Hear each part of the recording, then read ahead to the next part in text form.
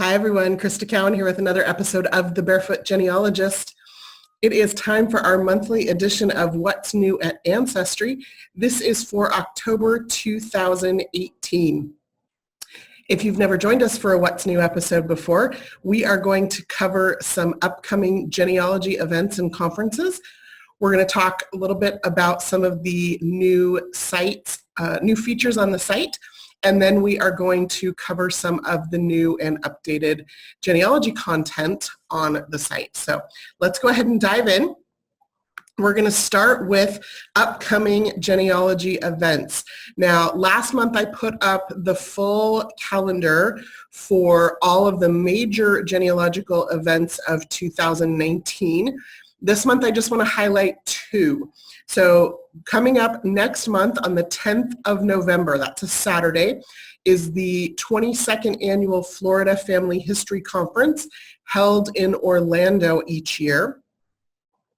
I will be keynote speaking at that event, and then I will be teaching several classes throughout the day.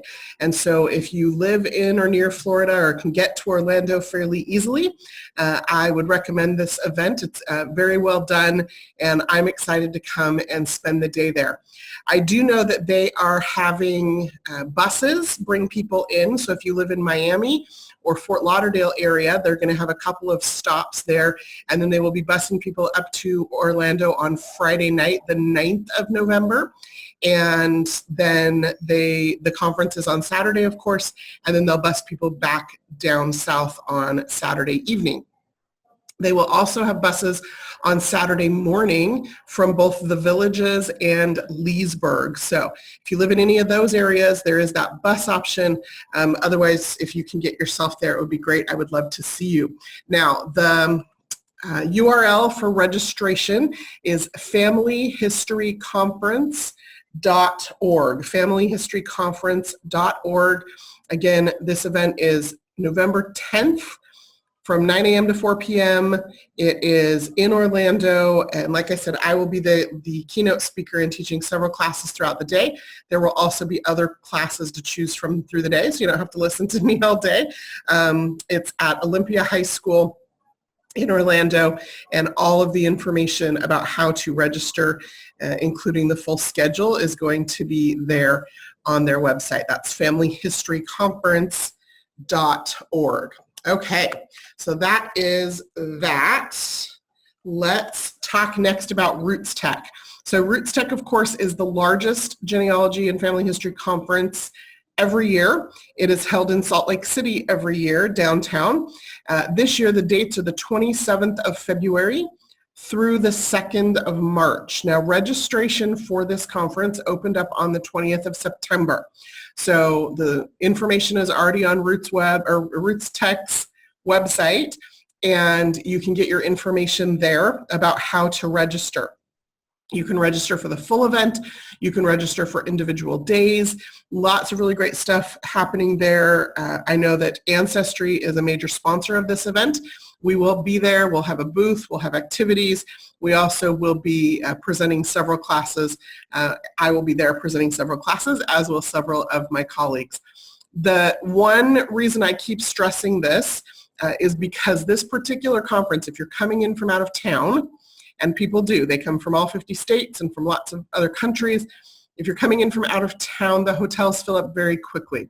The hotel that's directly across the street from the venue is already sold out.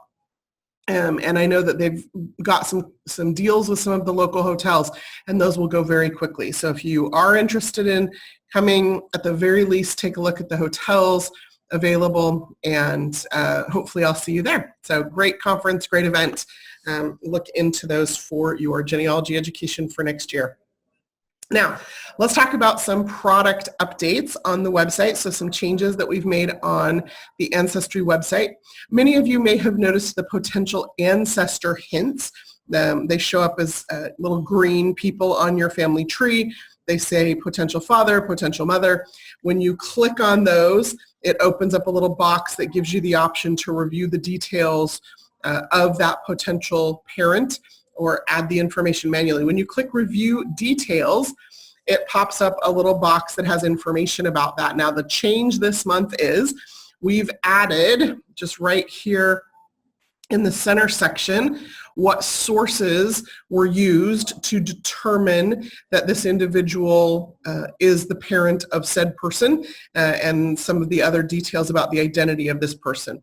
So you can see here, I can click and expand this records section, and it will show me all of the records that were used to help establish the identity of this individual.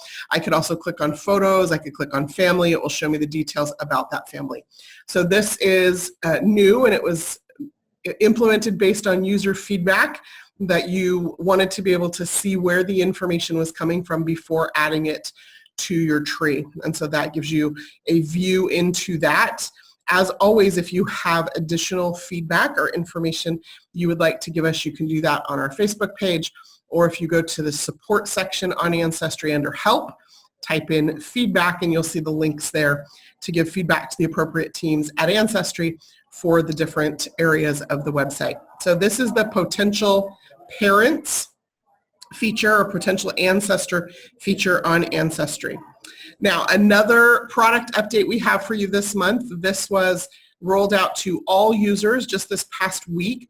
On your Ancestry DNA match list, you now have a map view. So let me just hop over here to the website and show you where you're going to find that and where that information is coming from, etc.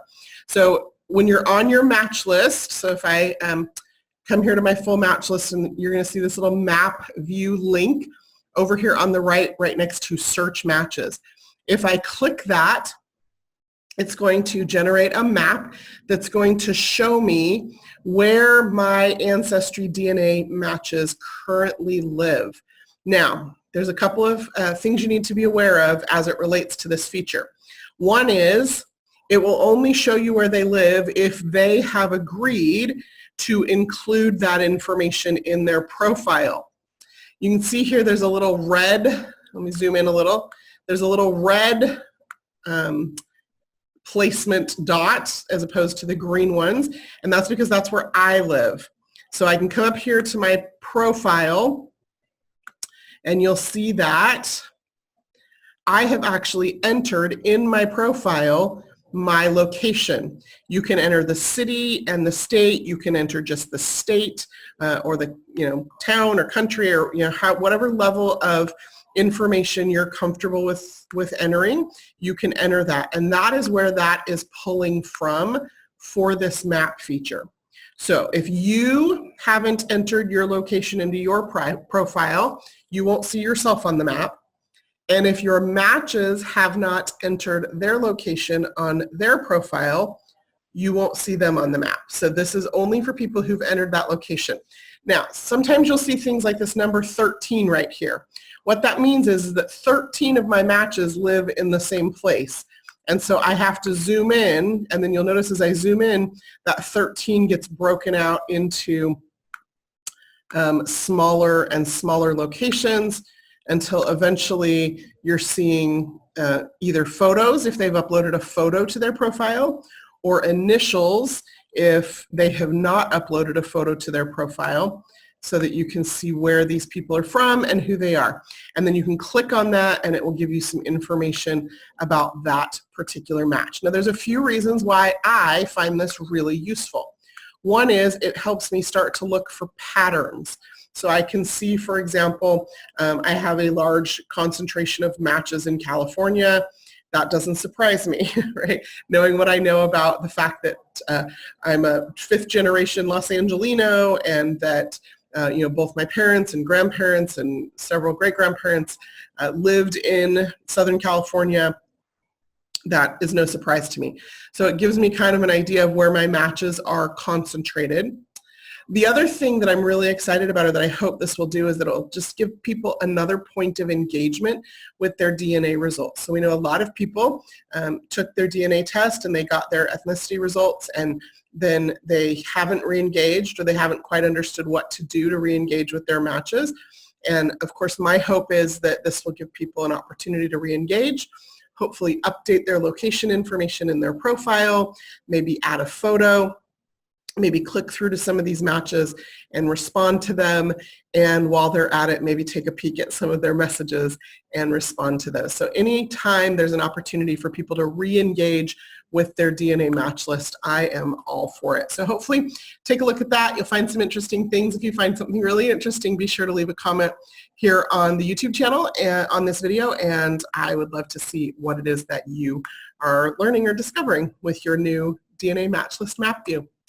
Okay, and then the last thing I wanted to share in our product update section here has to do with a feature that we're actually previewing right now. So not all customers have this. One of the things that Ancestry does is we roll out certain features based on user feedback to different percentages or smaller percentages of our customers. And we like to see how that feature performs and how people respond to it and how people are using it. And then make tweaks as necessary before rolling it out to the entire user base. So one of the pieces of feedback that we received, particularly about that Ancestry DNA match list, is that people were talking about how a lot of people have no family tree. And when we looked at the numbers on the back end, it wasn't that many people had no family tree. It was that there was a large percentage of users who had a family tree, but they hadn't linked it to their DNA results. And a lot of users didn't understand that you could actually click through to those no family tree people, find their unlinked tree, and then see if you could figure out who in the tree took the DNA test. Well, now Ancestry has added a feature. And like I said, this is just in preview, so you might not have this feature yet. They've added a feature where we can see if somebody has a family tree on their account, but it is not linked to their DNA test. So you'll see this new notation now that says unlinked tree. The other thing we've done visually here in your DNA match list is we've changed private trees to gray, and then the public trees, it's green. So you can see here, I've got an unlinked tree, but it's green, so that means it's public. And I have an unlinked tree here, but it's gray with a little lock, and that means it's private. Of course, I can still message these private tree. Here's a 128-person tree that's private. I can still message those private tree people and let them know that, based on shared matches, I think they're connected to me on such and such a branch of my family tree, and I would love to know more information about who our common ancestors might be if they'd be willing to work with me to figure that out. And very often I'll get a favorable response. Sometimes they'll just share their tree with me. Sometimes they'll just give me the information out of their tree that is enough that I can figure out our connection. So private trees, gray, public trees, green, and now you're going to see this unlinked tree thing, which means they have a tree. They just haven't linked it to their DNA results. And remember, that means you have to figure out who in the tree took the test, because it's not always the home person, which is where you land when you look at that unlinked tree. So pay attention to things like gender and initials and the surnames of the paternal line and the spouses in the tree to see if you can determine who it is that took the test. Well, that is all of our product updates today. Let's run into our content highlights quickly.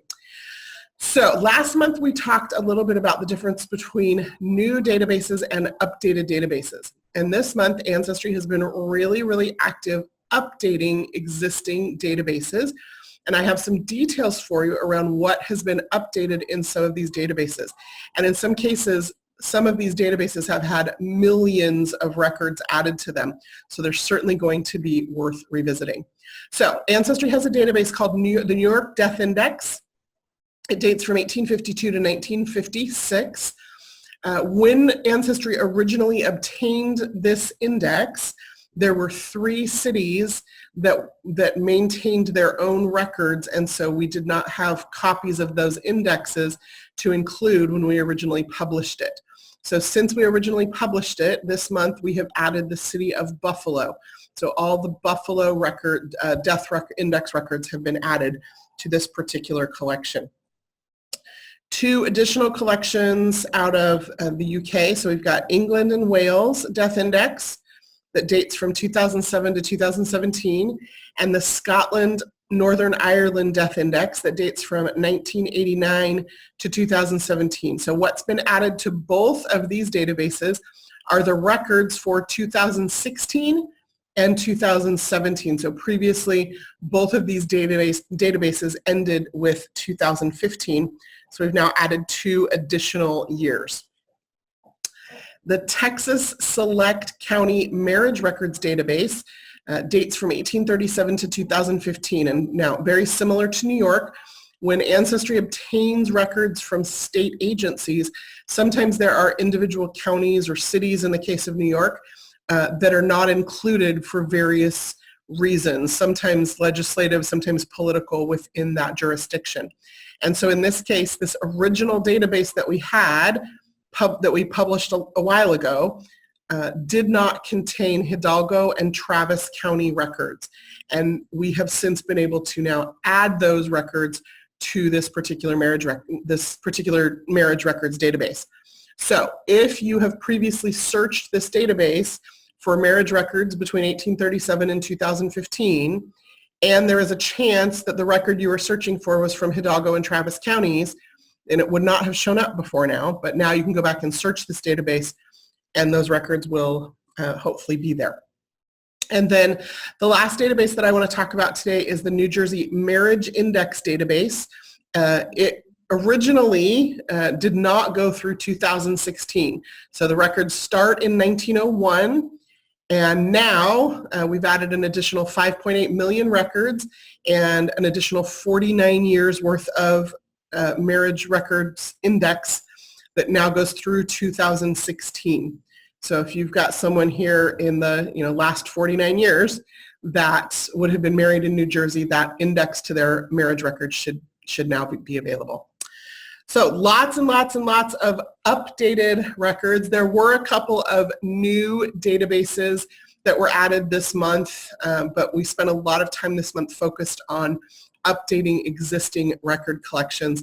And of course, as always, you can find those in my favorite resource on the entire Ancestry website, which is the card catalog. You can find that under search, under the search menu on Ancestry. Go down to the very bottom, you'll see right above the member directory search, the card catalog. And there you can sort that list by date added or date updated, and those databases we just discussed will float to the top of the list. Well, that is all I have prepared for you today formally. Informally, I would just like to say that this is October. This is National Family History Month here in the United States.